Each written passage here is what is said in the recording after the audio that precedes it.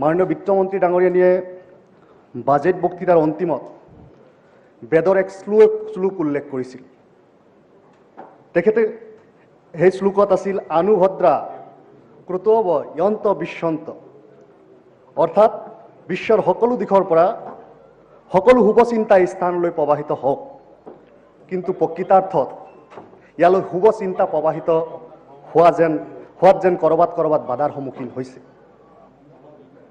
সেইবাবেই কিছু কথা যুক্তিযুক্তভাৱে, তথ্যগতভাৱে আৰু বাস্তৱসন্মত দৃষ্টিভংগীৰে উনুকিয়াব বিচাৰিছোঁ।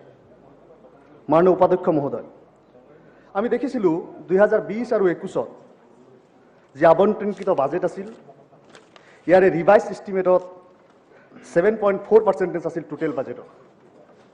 আৰু এইবাৰ দেখা গৈছে যে বাজেট এষ্টিমেটত 7.1%।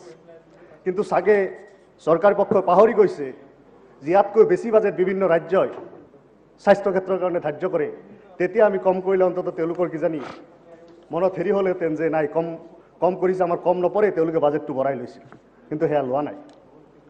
আমি যদি চাওঁ, কেন্দ্ৰীয় শাসিত ৰাজ্য হিচাপে দিল্লীয়ে প্ৰতি বছৰেই প্ৰতিটো বাজেটতেই তেওঁলোকে আমাতকৈ দ্বিগুণ, আমাৰ যদি 7% থাকে তেওঁলোকৰ 14 থাকে, আমাৰ 8 আছিল এটা সময়ত, তেওঁলোকৰ 16 আছিল।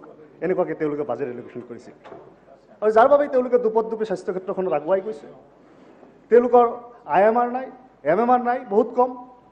কিন্তু আমাৰ ইয়াতে সেইটো হোৱা নাই। মহোদয়, স্বাস্থ্য ক্ষেত্ৰৰ দুৰৱস্থাৰ যি ছবি, সেই ছবি অসমবাসীৰ জ্ঞাতাৰ্থে, সদনৰ জ্ঞাতাৰ্থে জনোৱাত অনুভৱ কৰিছোঁ। আজি আমি যদি স্বাস্থ্য ক্ষেত্ৰৰ ইনষ্টিটিউশ্যনসমূহ চাওঁ, তো তলৰ পৰা আহিলে ছাব চেণ্টাৰসমূহ দেখিবলৈ পাম। আজি ছাব চেণ্টাৰসমূহৰ দুৰ্দশাই আমাক ভাৰাক্ৰান্ত কৰে।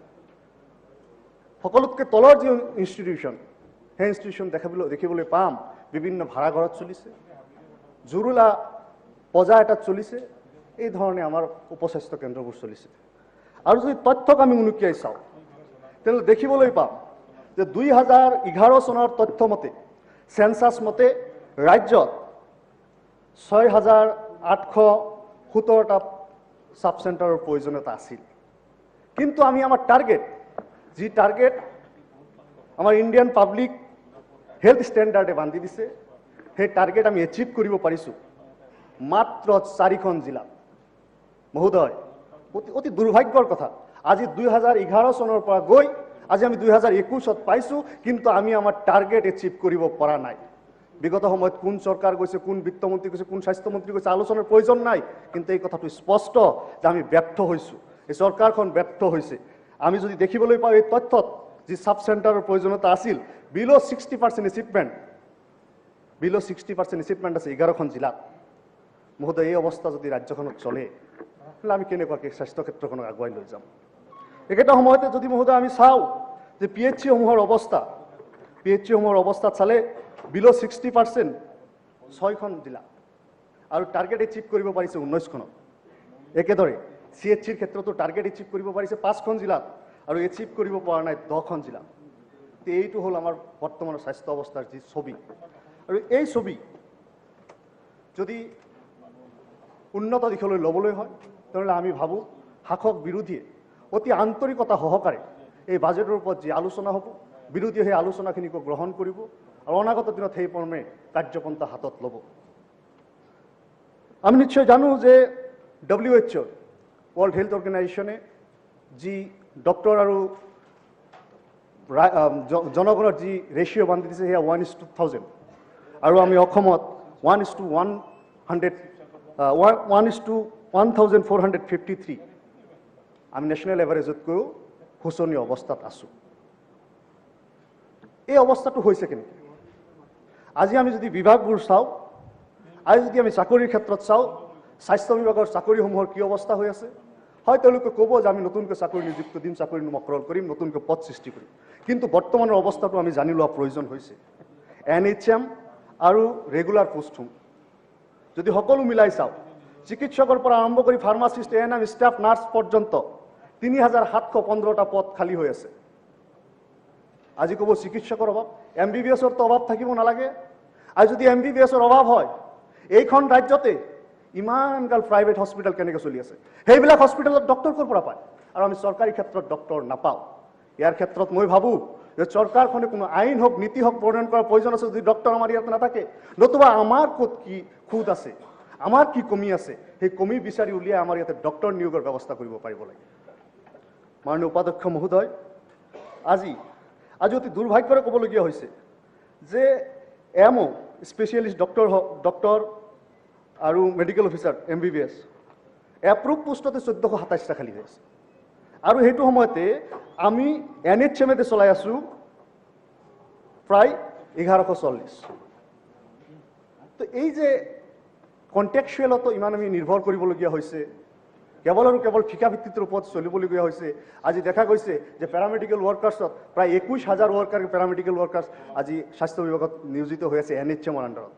চৰকাৰখনৰ যি মূল বিভাগ, আমাৰ চৰকাৰে যিটো পৰিচালিত কৰে, সেই বিভাগতো পদ খালি আমি কেৱল ঠিকাৰ ওপৰত ইমানবোৰ নিৰ্ভৰ কৰিবলগীয়াটো আচলতে ঠিক কথা নহয়। মহোদয়, আৰু এটা কথা আমি গভীৰভাৱে লক্ষ্য কৰিছোঁ, অনেক মেডিকেল কলেজসমূহত যিসকল সন্মানীয় প্ৰফেচৰ, ডক্টৰ, ৰেজিষ্ট্ৰাৰ তেওঁলোকে চাকৰিত নিয়োজিত হৈ আছে, তেওঁলোকে স্বেচ্ছাই অৱসৰ দিবলৈ ওলাইছে। তেওঁলোকে স্বেচ্ছাই তেওঁলোকে পদত্যাগ কৰিছে, আৰু পদত্যাগ গ্ৰহণ নোহোৱালৈকেও তেওঁলোকে পদত্যাগ গ্ৰহণ হোৱা নাই, নাকচ হোৱা নাই, তাৰপিছতো কিন্তু হস্পিটেলত যোগদান কৰি থকা নাই। মাননীয় উপাধ্যক্ষ মহোদয়, মন্ত্ৰী মহোদয় ভালকৈ জানিব আজি এই অৱস্থাটো কেনেকৈ হৈছে। আজি এই অৱস্থাৰ এই অৱস্থাৰ ওপৰত যদি চালি জাৰি চোৱা যায়, এই অৱস্থাবিলাক যদি বিশ্লেষণ কৰা নাযায়, তেনেহ'লে আমাৰ ৰাজহুৱা খণ্ডৰ যি স্বাস্থ্য অনুষ্ঠান, এই অনুষ্ঠানবোৰ জহিক হৈ যাবলৈ, এই অনুষ্ঠানবোৰ শোচনীয় হ'বলৈ বেছি দিন নালাগিব। আজি এই ক্ষেত্ৰত যিসকল চিকিৎসকসকল নিয়োজিত হৈ থাকে এনেকুৱা দায়িত্বত, এনেকুৱা গুৰুত্বপূৰ্ণ দায়িত্বত, এই ক্ষেত্ৰত সুপ্ৰিম কোৰ্টে অলৰেডি এটা rule that the government doctors' right to voluntary retirement is not absolute and can be curtailed in public interest. চৰকাৰে এইটো পাৰে, আৰু চৰকাৰে সেয়া কৰিছে। তাৰ পিছতো যেতিয়া তেওঁলোকে মনা নাই, আমাৰ স্বাস্থ্য বিভাগে কিন্তু তেওঁলোকৰ বিৰুদ্ধে কি বিহিত ব্যৱস্থা লৈছে তাৰ কোনো স্পষ্ট নিদৰ্শন বা তাৰ কোনো স্পষ্ট কথা বতৰা আমি মন্ত্ৰী মহোদয় হওক, মুখ্যমন্ত্ৰী মহোদয় হওক বা চৰকাৰৰ পৰা আজিলৈকে পোৱা নাই। মহোদয়, এই যে তেওঁলোকে যে এনেকুৱাকৈ VRS ল'ব বিচাৰিছে, ইয়াৰ অন্তৰ্নিহিত কাৰণ নাৰ্ছিং হোমসমূহত মোটা অংকত যি দৰমহা পোৱা যায়, এটা অপাৰেশ্যনৰ নামত যি ডাঙৰ ডাঙৰ পইচা পোৱা যায়, সেয়াই। কিন্তু আমাৰ দৰিদ্ৰ নিপীড়িত খাটি খোৱা মানুহৰ অৱস্থা কি হ'ব? যিসকলে পইচাৰ অভাৱত চিকিৎসা কৰিব নোৱাৰে, যিসকলে দুবেলা দুমুঠি খাবলৈ নাপায়, তেওঁলোকেতো চৰকাৰী চিকিৎসালয়খনকে ভৰসা কৰে, আৰু সেই চৰকাৰী চিকিৎসালয় ভৰসা কৰাৰ সময়ত তেওঁলোকক এনেকুৱাকৈ বৰপেটা ফখৰুদ্দিন আলী মেডিকেল কলেজৰ নিচিনা মেডিকেল কলেজত যদি আমি পঠিয়াই দিওঁ নহ'ব। আজি ছুপাৰ স্পেচিয়েলিটিৰ ক্ষেত্ৰত কি হৈছে? ছুপাৰ স্পেচিয়েলিটিৰ ক্ষেত্ৰত দেখা পাইছোঁ যে সমগ্ৰ অসমত তিনিখন মেডিকেল কলেজত, যদি মোৰ ভুল হোৱা নাই, ছুপাৰ স্পেচিয়েলিটি ইন্ট্ৰডিউচ কৰা হৈছে। তাৰে এখনত অকণমান ভাল চলিছে, গুৱাহাটীখন, বাকী দুখন ভালকৈ চলা নাই। অসম মেডিকেল কলেজ কওক, শিলচৰ কওক, চলা নাই। আজি বৰপেটাৰ পৰা জৰুৰীকালীন অৱস্থাত সাধাৰণ মানুহ এজনকো, সাধাৰণ এক্সিডেণ্ট হোৱা কেছ এটাকো যদি নিউৰৰ কিবা প্ৰব্লেম থাকে গুৱাহাটীলৈ ৰেফাৰ কৰিবলগীয়া হয়। একেদৰে ধুবুৰীৰ পেচেণ্টৰ ক্ষেত্ৰতো একেই। এই যে অৱস্থাটো চলিছে, আমি সুধিছিলোঁ এই বিভাগৰ ঊৰ্ধ্বতন কৰ্তৃপক্ষ বা চৰকাৰী আমোলাক সুধিছিলোঁ যে আচলতে সমস্যাটো ক'ত। আমাৰ ইয়াতেতো MD পৰিছে, আমাৰ ইয়াতেতো DM হৈছে, তাৰপিছত তেওঁলোক ক'লৈ যায়? তেওঁলোকৰ যি উত্তৰ আছিল সেয়া আছিল হতাশজনক। এইকাৰণেই যে আমাৰ ইয়াতে চাকৰি কৰিব নিবিচাৰে। মহোদয়, MBBS পঢ়াওঁতে কিজানি মোৰ যদি ভুল হোৱা নাই, 50,000 পৰা 60 লাখ টকা আমি চৰকাৰী ৰাজকোষৰ পৰা এজন ছাত্ৰৰ পিছত আমি খৰচ কৰোঁ, অসমীয়া ছাত্ৰৰ পিছত, অসমৰ ছাত্ৰৰ পিছত, আৰু তাৰপিছত তেওঁলোকে মাত্ৰ এবছৰ সেৱা দি আমাৰ পইচাখিনি যদি শেষ কৰি গুচি যায়, সেইটোত নহ'ব। আমি ভাবোঁ, আমি বিশ্বাস কৰোঁ যে এই ক্ষেত্ৰত যদি কোনো আইন প্ৰণয়নৰ প্ৰয়োজন হয় আমাৰ ৰাজহুৱা স্বাস্থ্য ক্ষেত্ৰখন টিকাই ৰাখিবলৈ, তেনেহ'লে সেই ক্ষেত্ৰত চৰকাৰে আগবাঢ়িব পাৰে বা আগবাঢ়াটো আমি বিচাৰোঁ। আজি ৰাজ্যখনত জিলা আৰু মহকুমা যি অসামৰিক চিকিৎসালয় আছে প্ৰায় 40খন আছে, আৰু ইয়াৰে 11খন চিকিৎসালয়তহে ICUৰ ব্যৱস্থা আছে। এই কোভিড কালত ICUৰ কিমান প্ৰয়োজনীয়তা আমি সকলোৱে উপলব্ধি কৰিব পাৰিছোঁ। আজি যদি আমি চাওঁ যে অসম, মেঘালয় আৰু বাংলাদেশ সীমান্তত থকা অসমৰ 2খন জিলা, দক্ষিণ চানমাৰা আৰু ধুবুৰীত এখনো ICU বিচনা নাই।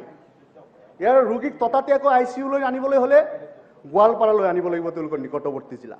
ধুবুৰীৰ পৰা আনিবলৈ হ'লে কোকৰাঝাৰলৈ আনিব লাগিব, কিন্তু গোৱালপাৰাত মহোদয় 6খন মাত্ৰ ICU বিচনা আছে, যদি মোৰ ভুল হোৱা নাই চৰকাৰী তথ্যত প্ৰকাশ। একেটা সময়তে কোকৰাঝাৰত আছে মাত্ৰ 16খন ICU বিচনা। এইপিনৰ পৰা গুৱাহাটী যদি পাৰ হৈ ব্ৰহ্মপুত্ৰ পাৰে পাৰে গৈ থাকোঁ, এইবিলাক একো সুবিধা পাবলৈ নাই। এই অৱস্থাটো কেনেকুৱা? এই অৱস্থাৰ পৰা হাত সাৰিবলৈ উপায় কি? এই অৱস্থাৰ পৰা আমি কেনেকুৱাকৈ ওলাই আহিব পাৰোঁ, সেই পথৰ সন্ধান আমি বিচাৰোঁ। মহোদয়, আননো কি ক'ম, মোৰ গৃহ জিলা বৰপেটা যি অসামৰিক চিকিৎসালয় কলগাছিয়াত আছে, সেই চিকিৎসালয়খনত 11টা পদ খালী হৈ আছে। ইয়াৰ 7টাই চিকিৎসকৰ পদ। গুৰুত্বপূৰ্ণ কথা এয়াই যে ইণ্ডিয়ান পাব্লিক হেল্থ ষ্টেণ্ডাৰ্ডত চিকিৎসকৰ ক্ষেত্ৰত প্ৰথম স্থানত উল্লেখ থকা সেই মেডিচিনৰ ডক্টৰৰ ক্ষেত্ৰত মেডিচিনৰ ডক্টৰ 2জন থাকিব লাগে, কিন্তু তাতে এজনো মেডিচিনৰ ডক্টৰ নাই। আমাৰ আগৰ বক্তা এজনে কৈ গৈছে যে মেডিচিনৰ ডক্টৰ নথকা কালত যেতিয়া তাতে কোভিড কেয়াৰ বনোৱা কৰা হৈছিল, তাতে ৰেমডিচিভিৰ দিব পৰা যোৱা নাছিল। এই অৱস্থাটো বাৰম্বাৰ চৰকাৰক জ্ঞাত কৰা হৈ আছে। তাৰপিছতে এজন সাধাৰণ মেডিচিনৰ এজন MD বিচাৰি নোপোৱাটো অত্যন্ত দুৰ্ভাগ্যজনক। হয়, ক'ব যে কাষতে ফখৰুদ্দিন আলী মেডিকেল কলেজ আছে। ফখৰুদ্দিন আলী মেডিকেল কলেজত যদি ৱৰ্কলোড কমাব লাগে, যদি সেই অঞ্চলৰ অভয়পুৰীৰ পৰা আৰম্ভ কৰি বিভিন্ন বৃহত্তৰ অঞ্চলৰ যদি ৰোগীসকলক ভাল সেৱা দিব লাগে, আমি ভাবোঁ যে বৰপেটা অসামৰিক চিকিৎসালয় কলগাছিয়াখনক উন্নত কৰিব পাৰিব লাগিব। মইতো এইখিনিতে মই আৰু এটা গুৰুত্বপূৰ্ণ দিশ উনুকিয়াব বিচাৰিছোঁ। আপোনালোকে নিশ্চয় জানে, অসমৰ প্ৰায় 8% মাটিকালি বিভিন্ন নদ নদীৰ আগুৰি আছে, আৰু সমান্তৰালকৈ নৈৰ ইপাৰে আৰু সিপাৰে আৰু নৈৰ সোমাজত অনেক মানুহে বসবাস কৰে। আৰু অসমত প্ৰায় এনেকুৱা 2251খন গাঁও আছে, যিসমূহ গাঁও নৈৰ লগত সম্পৰ্কযুক্ত। আৰু ইয়াত প্ৰায় ৰাজ্যৰ এক ডাঙৰ সংখ্যাৰ জনসংখ্যাই বসবাস কৰে। আৰু ইয়াতে বসবাস কৰা লোকসকলক যোগাযোগ আৰু যাতায়াতৰ অভাৱত বিভিন্ন সময়ত স্বাস্থ্যসেৱাৰ পৰা বঞ্চিত হৈ থাকে। আৰু তাক অভাৰকাম কৰাৰ কাৰণে বিগত চৰকাৰে এটা ব্যৱস্থা লৈছিল, সেয়া আছিল মোবাইল বুথ মেডিকেল ইউনিট। 2251খন চৰগাঁৱৰ কাৰণে মাত্ৰ 15খন এনে মেডিকেল ইউনিট লোৱা, এনে বুথ ইউনিট লোৱাটো এপাচি শাকত এটা জালুক নহয়নে? একেটা সময়তে সেই দুৰ্গম অঞ্চলবিলাকত বসবাস কৰা মানুহক যদি ততাতীয়াকৈ কোনো হস্পিটেললৈ আনিব লাগে, তাৰ কাৰণে এম্বুলেন্সৰ কাৰণে মাত্ৰ অসমত 6খন নে 7খন স্পীড বোট এম্বুলেন্স আছে। এয়া দুৰ্ভাগ্যজনক মহোদয়। আমি আশা কৰিছোঁ যে এই ব্যৱস্থাটোৰ পৰা এই যে মোবাইল মেডিকেল ইউনিটৰ শ্বৰ্টেজ আছে, এই যে স্পীড বোট এম্বুলেন্সৰ প্ৰয়োজনীয়তা আছে, এই ক্ষেত্ৰত চৰকাৰে বিবেচনা কৰিব। এয়া সংকটৰ সময়ত কোভিডৰ দুটা ঢৌ আমাক জোকাৰি গ'ল, আৰু আমি বুজি উঠিছোঁ, চৰকাৰখনে বুজি উঠিছে, বিৰোধীয়ে বুজি উঠিছে যে চৰকাৰখন কিমান ষ্ট্ৰেংথ, হেল্থ ইনফ্ৰাষ্ট্ৰাকচাৰ আমাৰ কিমানখিনি আছে। আৰু এই সময়ত আমি কিছুমান কথা মুকলিমূৰীয়াকৈ পতাৰো প্ৰয়োজন হৈছে। যি কোভিডৰ টীকাকৰণ প্ৰক্ৰিয়া, কোভিডৰ পৰা হাত সাৰিবলৈ বা কোভিডক মোকাবিলা কৰিবলৈ আছে, সেই টীকাকৰণ প্ৰক্ৰিয়াটো ৰাজ্য কোনটো স্তৰত উপনীত হৈছে। কোৱিনৰ তথ্যমতে 3 আগষ্ট 2011 কথা যোৱাকালিলৈকে 20.23 লাখ লোকক 2 পালিকৈ টীকা দিয়া হৈছে। চৰকাৰে ধাৰণাকৃত 18 বছৰকৈ ঊৰ্ধত জনসংখ্যা 2.31 লাখ। এনেতে ইয়াত আমি ক'ব পাৰোঁ যে 8.75% লোককহে সম্পূৰ্ণ টীকাকৰণ কৰা হৈছে আজিৰ দিনলৈকে। যদি ইয়াৰ ভুল হৈছে, মন্ত্ৰী মহোদয়ে স্পষ্টীকৰণ দিব, আৰু যদি শুদ্ধ হৈছে মন্ত্ৰী মহোদয়ে এই ওপৰত টিপ্পনী কৰিব। আমাৰ হিচাপত 8.75% লোকেহে সম্পূৰ্ণ টীকাকৰণ পাইছে। Try to conclude. চৰকাৰে বান্ধি লোৱা লক্ষ্য অনুসৰি 2021 চনৰ ভিতৰত ডিচেম্বৰৰ ভিতৰত 18 সকলো নাগৰিকক সম্পূৰ্ণ টীকাকৰণ কৰিবলৈ মাহে 75 লাখ ভেকচিনৰ প্ৰয়োজন আছে বুলি কৈছে। আৰু প্ৰাপ্ত তথ্যমতে যোৱা 1 জুলাইৰ পৰা 3 আগষ্টলৈকে মাত্ৰ 44 লাখ পালিহে টীকা প্ৰদান কৰিব পাৰিছে। 21 জুনৰ পৰা 30 জুনলৈ এই 10টা দিনত চৰকাৰে মুঠ প্ৰতিদিনে 3 লাখকৈ 30 লাখ লোকক টীকা দিবলৈ লক্ষ্য বান্ধি লৈছিল। ইয়াৰে মাত্ৰ 2টা দিনহে এই লক্ষ্য অতিক্ৰম কৰিব পাৰিছিল। ছাৰ, মই 30 জুনৰ কথা কৈছোঁ। আনকি এনে দিনো গৈছে যি দিনত সমগ্ৰ ৰাজ্যত মাত্ৰ 14,500 লোককে ভেকচিন দিব পাৰিছিল। সামগ্ৰিকভাৱে 10টা দিনত 16.63 লাখ মানুহক ভেকচিন দিয়া হৈছিল। অৰ্থাৎ যি টাৰ্গেট চৰকাৰে বান্ধি লৈছিল তাৰ 45% অৰ্থাৎ 45% এচিভ কৰিব পৰা নাছিল। আপোনাৰ দলৰ আৰু তিনিগৰাকী ব্যক্তিৰ নাম দিয়া আছে, গতিকে আপোনাৰ এইখিনিতে মই এক বাকী আলোকচিত্ৰ কেইজনে দেখুৱাব বিচাৰিছো। টাইমটো কাটা খাব। মহোদয় এইখিনিতে এক আলোকচিত্ৰ দেখুৱাব বিচাৰিছো। এই আলোকচিত্ৰ লেহি 2 নং LP স্কুলৰ। ইয়াতে ৰাতি মানুহে লাইন ধৰি আছে, আঠুৱা টানি তাতে শুই আছে যে অহা কালিলৈ ভেকচিন ল'ব, আৰু মানুহখিনি এই অৱস্থাত আছে কিন্তু তেওঁলোকে ভেকচিন পোৱা নাই। তাৰমানে ভেকচিনৰ যোগান কম আমাৰ ইয়াতে। কেন্দ্ৰই আমাক মাহিয়াৰ দৃষ্টিৰে চাই নেকি, এই প্ৰশ্ন কিন্তু উত্থাপিত হয়। মই আশা কৰি মোৰ লিডাৰে মোৰ সময়খিনি বঢ়াই দিব আমাৰ পাৰ্টিৰ একাউণ্টৰ পৰা। Please conclude.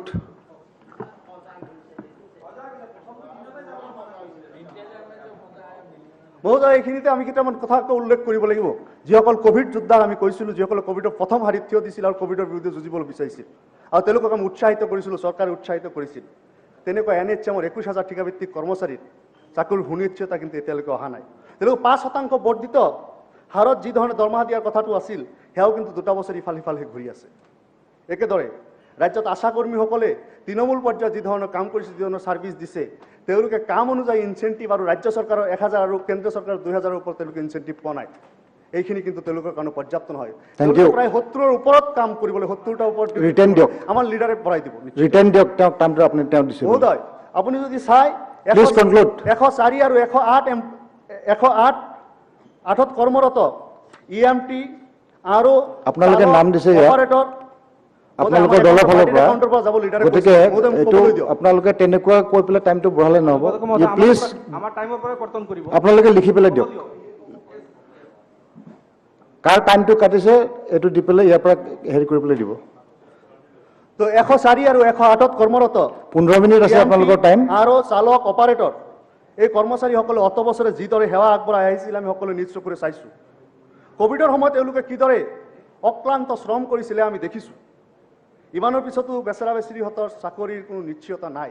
তেওঁলোকক থাৰ্ড পাৰ্টিত আমি চাকৰি চলাবলগীয়া হৈছে, তেওঁলোকে সামান্য দৰমহাত তেওঁলোকে কাম কৰিবলগীয়া হৈছে। তেওঁলোকৰ কাৰণে আমি সদয় ভাৱ উদয় হোৱাৰ প্ৰয়োজন হৈছে। তেওঁলোকৰ কাৰণে চৰকাৰে তেওঁলোকৰ প্ৰতি দৃষ্টি দিয়াৰ প্ৰয়োজনীয়তা আছে, তেওঁলোকৰ পৰিয়াল পৰিজনৰ কথা ভবাটোৰ প্ৰয়োজনীয়তা আছে। একেটা সময়তে আয়ুষৰ অধীনত BHMS, BAMS-ত যিসকল অৰ্থাৎ আয়ুৰ্বেদিক আৰু হোমিঅ' চিকিৎসকসকলৰ চাকৰি নিৰাপত্তা নাই, তেওঁলোকে পঢ়ি চাকৰি পোৱা নাই। আমি সেই প্ৰেক্টিছটোকে বাদ দিব বিচাৰি আছোঁ। কিন্তু প্ৰেক্টিছটোক বাদ দিব কেনেকুৱাকৈ? যি সময়ত আয়ুষ মন্ত্ৰালয় আছে, আয়ুষ মন্ত্ৰালয়ে এইবিলাকক উদগনিহে যোগাই আছে, সেই সময়ত প্ৰেক্টিছটোক বাদ দি এই ইনষ্টিটিউট, এই ৰাস্তা এটাকে মাৰি এটা ধাৰা আৰু এটা ধাৰণা শেষ কৰাটো ঠিক নহয় বুলি অনুভৱ কৰোঁ। মহোদয়, কোভিড চাফাই কৰ্মী যিসকলৰ কথা কোৱা হৈছিল, ইয়াৰ আগতে আলোচনা কৰা হৈছিল, কোভিড চাফাই কৰ্মীসকল মোক 5 মিনিটছ মই দিছোঁ, লিখি পেলাই দিছে। মোৰ 5 মিনিটছ আৰু দিছোঁ। কোভিড চাফাই কৰ্মীসকল নেকি 4 মাহ কৰিব পাৰিলে, তাৰপিছতে তেওঁলোকক ব্ৰেক দিয়া হ'ল। তেওঁলোকক মিছা প্ৰলোভন দিব নালাগিছিল, মিছা প্ৰতিশ্ৰুতি দিব নালাগিছিল, কাৰণ তেওঁলোকে জীৱনত বাজি ৰাখি তাতে কাম কৰিবলৈ আহিছিল। তেওঁলোকে পৰিয়ালৰ পৰা দূৰত থাকি কাম কৰিবলগীয়া হৈছিল। মানুহে তেওঁলোকক ভাল চকুৰে চোৱা নাছিল, তেওঁলোকক দূৰৰ পৰা চাইছিল। তাৰপিছতো তেওঁলোকৰ চাকৰিৰ কোনো নিৰাপত্তা নহ'ল। বিভিন্ন স্বাস্থ্য কেন্দ্ৰত অস্থায়ীভাৱে কৰ্মৰত কৰ্মচাৰীসকল, যিসকলক ছ'চাইটিৰ আণ্ডাৰত নিযুক্তি দিয়া হৈছে, যিসকলক মেনেজিং কমিটিয়ে, পৰিচালনা সমিতিয়ে নিযুক্তি দিছে, তেনেকুৱা হাজাৰ হাজাৰ কৰ্মচাৰী গোটেই অসমত আছে। 1ৰ পৰা 4,000 টকাত তেওঁলোকে কাম কৰি আছে। তেওঁলোকৰ কথাটো ভবা প্ৰয়োজন। মহোদয়, তেওঁলোকে হস্পিটেলখনক চাফ চিকুণ ৰাখে, তেওঁলোকে হস্পিটেলখনত তলা লগায়। তেওঁলোকৰ মাজত অনেকেও আছে, হস্পিটেলখনৰ কাৰণে ভূমিদাতাও আছে। গতিকে তেওঁলোকৰ চাকৰি বাকৰিখিনি নিৰাপত্তা নহ'লে, তেওঁলোকৰ কথা যদি আমি নাভাবোঁ, তেওঁলোকেতো তৃণমূল পৰ্যায়ত হস্পিটেলখনৰ কাৰণে, স্বাস্থ্য ব্যৱস্থাটোক ধৰি ৰখাৰ কাৰণে, স্বাস্থ্য ক্ষেত্ৰখনৰ কাৰণে সেৱা আগবঢ়াই আছে। তেওঁলোক বিগত 5টা মাহে দৰমহা পোৱা নাই বুলি অনেকে কৈছে তেওঁলোকৰ মাজত। তেওঁলোকক চাওকচোন, কিবাকে আমি সকাহ দিব পাৰোঁ নেকি? মহোদয়, এটা গুৰুত্বপূৰ্ণ বিষয়, এই বিষয়টো শুনাটো প্ৰয়োজন যে অস্বাভাৱিক হাৰত মৃত্যুৰ পঞ্জীয়ন হৈছিল 2020 চনৰ আগষ্ট মাহৰ পৰা নৱেম্বৰ মাহলৈ। RTR অধীনস্থ চিভিল ৰেজিষ্ট্ৰেশ্যন ছিষ্টেমত আগষ্টৰ পৰা নৱেম্বৰলৈ 2020 চনত 77,845 জন লোকৰ মৃত্যু পঞ্জীয়ন কৰা হৈছিল। কিন্তু দেখা যায় যে 2018 আৰু 19 চনত এই 4টা মাহত গড়ে 50,080 জন লোকৰ মৃত্যু পঞ্জীয়ন হৈছিল। কিন্তু 2018 আৰু 19ৰ তুলনাত যোৱা 2020 চনত যেতিয়া কোভিড চলি আছিল, সেইটো সময়ত 28,000 অধিক লোকৰ মৃত্যু পঞ্জীয়ন হোৱাটো অস্বাভাৱিক যেন লগা নাইনে? এই পঞ্জীয়ন হঠাৎকৈ বাঢ়ি যোৱাৰ কাৰণটো কি? হয় তেওঁলোকৰ নৰ্মেল ডেথ যদি হৈছে বা বেমাৰ হৈ যদি ডেথ হৈছে, তেনেহ'লে বেমাৰ হৈ ডেথ হ'লে তেওঁলোকে কোভিডৰ কাৰণে আমি বেছি নজৰ ৰখাৰ কাৰণে তেনেকুৱা বেলেগ বেলেগ বেমাৰৰ মানুহবিলাকে হেৰি পালে নেকি? নে হঠাৎকৈ ৰেজিষ্ট্ৰেশ্যন বাঢ়ি গ'ল, আগতে ৰেজিষ্টাৰ কিয় হৈ থকা নাছিল? এই কথাবিলাক প্ৰশ্ন উদয় হয়। Thank you. আমি সন্দেহ কৰিছোঁ মহোদয় Thank you. যে Please এই conclude. ক্ষেত্ৰত অনাগত দিনত চকু ৰাখিব লাগে। মৃত্যুৰ পঞ্জীয়নৰ ক্ষেত্ৰত, জন্মৰ পঞ্জীয়নৰ ক্ষেত্ৰত আমি দেখিছোঁ হাজাৰ হাজাৰ ফৰ্ম পৰি আছে জন্ম মৃত্যুৰ পঞ্জীয়কৰ অভাৱত সেইসমূহ পঞ্জীয়ন হোৱা নাই। গতিকে গোটেই ৰাজ্যৰ এই ব্যৱস্থাটো Thank you very much. চাব লাগে। Thank you. শেষত মই সমষ্টিৰ দুটামান কথা মই কৈ শেষ না, দুটামান নহয়, আপোনাৰ allotted time extend হৈছে। 5 minutes already over. আজি চেঙা Please সমষ্টিৰ conclude. এটা বৃহৎ অংশ Please চৰ conclude. অঞ্চলত আছে। Please চাৰিটা conclude. হস্পিটেল চৰ অঞ্চলত আছে মহোদয়। চাৰিটা হস্পিটেলত এতিয়ালৈকে এখনতো ইনষ্টিটিউচনেল ডেলিভাৰী ব্যৱস্থা নাই। তেওঁলোকে যদি তাৰ পৰা ডেলিভাৰী কৰি Please আহিব লাগে, তেওঁলোকে নদী পাৰ হৈ conclude. আহিব লাগে। আজিকালি নদীতো ভুটভুটি নাৱত যাতায়াত বন্ধ কৰিছে, তেওঁলোকে অহাৰ কোনো ব্যৱস্থা নাই। চৰকাৰখনে Thank you. Thank you আজি very much. এম্বুলেন্স এখন আছে, Please এই conclude. এম্বুলেন্সখন কেইবাটাও মাহ ধৰি বন্ধ হৈ আছে। মতে এই অৱস্থাৰ মাজেৰে যদি Please conclude. আগুৱাই যাব লাগে, তেনেহ'লে মহোদয় Please conclude. তো গতিকে মহোদয় আমাৰ বক্তব্য কেৱল বিৰোধী হিচাপে Thank you. সমালোচনা ৰাজ্যৰ স্বাস্থ্য ক্ষেত্ৰখনৰ Thank you very much. সামগ্ৰিক উন্নয়নৰ বাবে Please conclude. আমাৰ ইচ্ছাৰ বহিৰ্প্ৰকাশ। Your extended time is also over. Thank you very much.